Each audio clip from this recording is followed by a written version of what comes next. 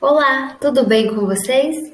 Meu nome é Mariana, eu sou estudante de nutrição pela Unifal e faço parte da Liga de Fisiologia. Hoje nós vamos falar um pouquinho, sobre digestão.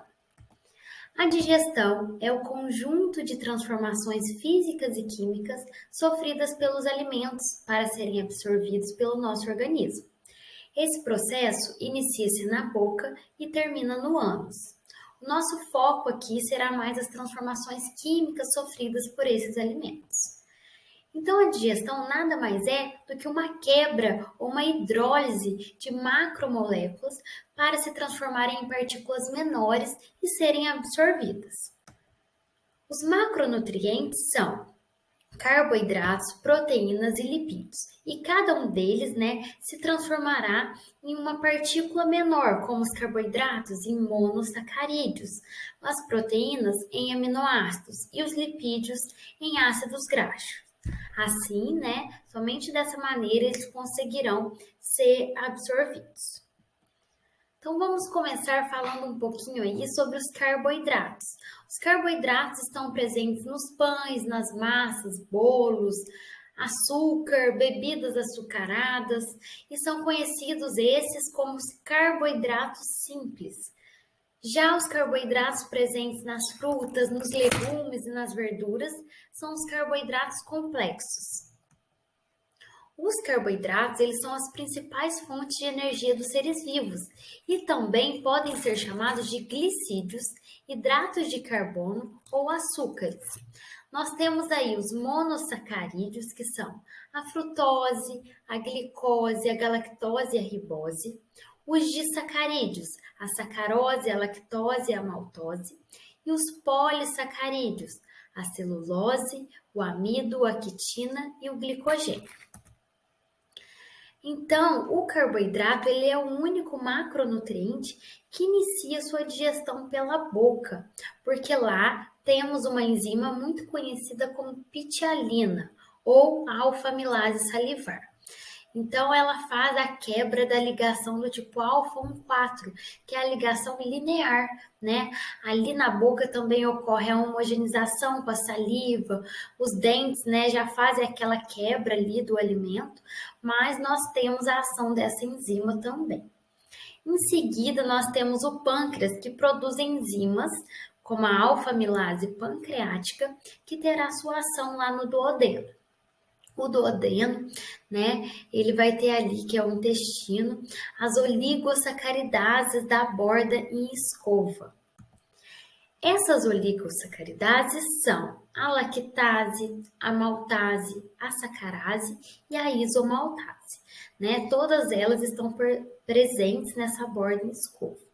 É muito comum o relato de pacientes com alguma síndrome, por exemplo, síndrome do intestino irritável ou algum problema intestinal, como diarreia crônica, eles terem, a produção insuficiente ou quase nula dessas enzimas, o que acaba prejudicando em algumas coisas, como por exemplo a intolerância à lactose. Então, se uma pessoa tem ali algum problema intestinal, provavelmente as vilosidades, dessa borda em escova poderão estar atrofiadas, dificultando a produção dessas enzimas, como por exemplo a lactase. Então, os produtos finais da digestão dos carboidratos pelas enzimas luminais e da borda em escova são os monossacarídeos, como a glicose, a galactose e frutose. E esses são absorvidos em duas etapas, mediadas por carregadores presentes nas duas membranas dos enterócitos. Os carboidratos com a ligação beta 1,4, que estão muito presentes nas fibras, eles não são digeridos pela ausência, da enzima beta-amilase no nosso organismo. Então, um exemplo disso é a celulose, no qual nós não conseguimos digerir pela ausência aí dessa enzima beta-amilase. Agora aqui nós temos um quadrinho, no qual temos as principais enzimas, sua origem e seus efeitos. A amilase salivar, então, ela tem origem na glândula salivar e ela atua, no início da quebra de polissacarídeo em disacarídeo na boca. Já a amilase pancreática tem sua origem no pâncreas e o polissacarídeo é convertido em disacarídeo no intestino delgado. A sacarose, maltase e lactase, que são as oligosacaridades, elas têm sua origem no intestino e cada uma irá fazer uma conversão. A sacarase converte a sacarose em glicose. Já a maltase converte a maltose em duas moléculas de glicose. E a lactase vai converter a lactose em glicose e galactose. As proteínas agora, nós vamos, falar um pouquinho sobre a sua digestão. Elas são de origem animal e vegetal. Aquelas de origem animal são as carnes, os ovos, leite e seus derivados. Já as de origem vegetal estão presentes no grupo das leguminosas, que é o grupo ali dos feijões, da lentilha, ervilha, grão de bico. E elas possuem uma estrutura. Essa estrutura possui um grupo amino, um grupo radical e um grupo carboxila. E cada proteína elas possuem ligações entre elas, conhecidas aí como ligações peptídicas. E existem dois hormônios que atuam na sua digestão. A gastrina, ativada pela célula G no estômago, e a secretina e colecistocinina, conhecida aí como CCK. Então, o início da digestão das proteínas é no estômago, onde há um pH ácido, cerca de 2, e o ácido clorídrico ali, ele converte o pepsinogênio em pepsina, além de atuar na destruição de micro-organismos. Então, a secreção desse ácido, e da pepsina ocorre pela estimulação do hormônio gastrina. E esse suco gástrico, ele é composto pelo ácido clorídrico e pela pepsina. O ácido clorídrico, além de função bactericida, ele tem a função de ativar o pepsinogênio, de estimular as células principais, Ele desnatura proteínas globulares, facilitando a ação hidrolítica da pepsina. A pepsina é muito importante, uma enzima, importante no estômago, porque ela proporciona cerca de 20 a 30% da digestão total das proteínas. E ela possui sua atividade ótima em um pH ácido, cerca de 2 a 3. Então, resumindo aí a digestão das proteínas, nós temos o início no estômago, pelo HCl mais pepsina, e continuação no intestino, pelos hormônios secretina e CCK. Porém, nós temos algumas enzimas que são produzidas no pâncreas, que fazem um papel muito importante nessa digestão. As principais enzimas proteolíticas pancreáticas são a tripsina, quimotripsina, carboxipolipeptidase e proelastase. A maior parte da digestão das proteínas resulta da ação dessas enzimas.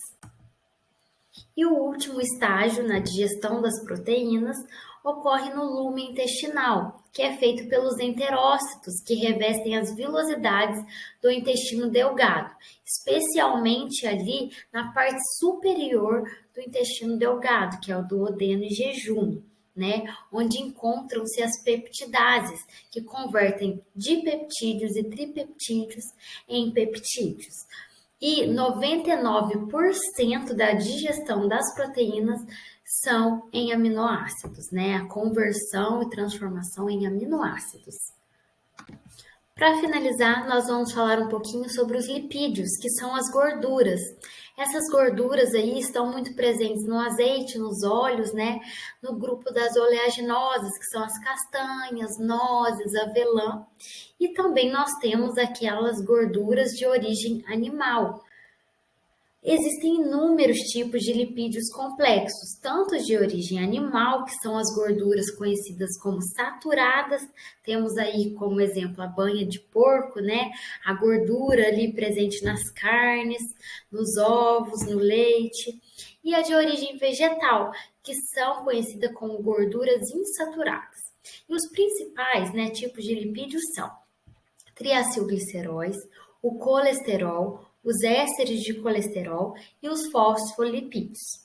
A hidrólise de gorduras, né, principalmente gorduras neutras, que são as principais gorduras vindas da dieta, que são os triacilglicerídeos, elas ocorrem em forma de quebra, hidrólise, e aí vai converter em 3 moléculas de ácidos graxos e uma de glicerol. Lá na boca, nós temos a limpase lingual. Ela é produzida pelas glândulas da base da língua, porém a sua função é quase nula, né? Ela não atua, né, quebrando os lipídios na boca e ela tem a sua ativação lá no estômago, juntamente então com a lipase gástrica, vai ocorrer, né, o início dessa digestão, onde ocorre a primeira quebra dos lipídios. Mas nós temos a ação também dos sais biliares, da lipase pancreática, que é a mais importante aí, e a secretina e CCK, colecistocinina, né? A lipase gástrica, ela vai, né, atuar ali no estômago, só que o pH extremamente ácido do estômago não possibilita a sua ação integral, diminuindo assim a sua velocidade enzimática, havendo apenas a quebra de algumas ligações de ésteres de ácidos graxos de cadeia curta. Então, os ácidos graxos de cadeia média e longa não são digeridos no estômago, devido a esse pH ácido que não deixa a lipase gástrica ter a sua ação ótima. A enzima mais importante para a digestão dos triglicerídeos é a lipase pancreática, presente em enorme quantidade no suco pancreático. Então, ali, a chegada daquele quimoácido na ampola duodenal, né, ele vai fazer uma estimulação no hormônio secretina, que faz com que o pâncreas libere bicarbonato para neutralizar a acidez e deixar ali o pH favorável. E em seguida, a CCK vai atuar na contração da vesícula biliar, para que assim ocorra a liberação, né, de enzimas do pâncreas e liberação da bile. Então, essa chegada do quimoácido que vai estimular esses hormônios para que ocorra todas essas transformações. A maior parte da emulsificação ocorre sob a influência da bile. Ela é uma secreção do fígado que não contém enzimas digestivas. A bile ela é uma mistura aquosa de compostos orgânicos e inorgânicos produzidas no fígado e armazenada na vesícula, né, biliar. Ela tem a função aí de emulsificação, tornando os glóbulos gordurosos rapidamente fermentáveis sob a ação da água no intestino delgado. E ela é conhecida como detergente biológico. É muito comum aí questões de concurso perguntar quais são as enzimas da bile. E a bile ela não contém enzimas digestivas. Cerca de 70% de glicerídeos são absorvidos pela mucosa intestinal.